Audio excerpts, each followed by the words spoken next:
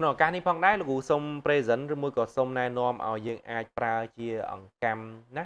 ដោយសារតែលោកគ្រូស្ថាប័នរបស់លោកគ្រូបានរៀបចំ design ក៏ដូចជាបង្កើតណាបានន័យថាកសាងធ្វើអង្កាំដែលជាគ្រាប់ណាអង្កាំធម្មជាតិពិតៗដើម្បីស្រូបលាភរុញច្រានរឿងអាក្រក់ចេញដើម្បីយើងទទួលបានលាភសំណាងផងដែរសម្រាប់ពុកម៉ែបងប្អូនកូនក្មួយយើងរាល់ការជាអង្កាំពីខាងលោកគ្រូ គឺលោកគ្រូរើសវេលាឲ្យក្នុងការពាក់ចាប់ផ្ដើមពាក់ក៏ដូចជារើសណាធាតុឲ្យយើងពាក់អង្កាំឲ្យត្រូវជាមួយនឹងធាតុរបស់យើងដើម្បីទទួលបានលាភសំណាងរបស់យើង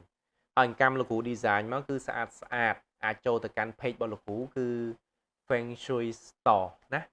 ចូលទៅកាន់ page របស់លោកគ្រូ Feng Shui Store ចាំលោកគ្រូតម្លាក់នៅក្នុង comment ដើម្បីពុកម៉ែបងប្អូនកូនក្មួយទៅមើលជ្រើសរើសម៉ូដអង្កាំស្អាតស្អាតបែបធម្មជាតិណា អង្កាំបែបធម្មជាតិហើយពាក់ឲ្យត្រូវជាមួយនឹងធាតុយើងត្រូវការពាក់នៅក្នុងវេលាណានៅក្នុងវេលាឲ្យបានត្រឹមត្រូវគឺយើងនឹងទទួលបានលាភជ័យលាភសំណាងណាព្រោះគ្រីស្តាល់ធម្មជាតិគឺវាមានថាមពលពិតប្រាកដជាចុងក្រោយលោកគ្រូសូមគោរពជូនពរពុកម៉ែបងប្អូនកូនក្មួយទាំងអស់គ្នាទទួលបានតែលាភជ័យនិងលាភសំណាងទាំងអស់គ្នាសូមអរគុណ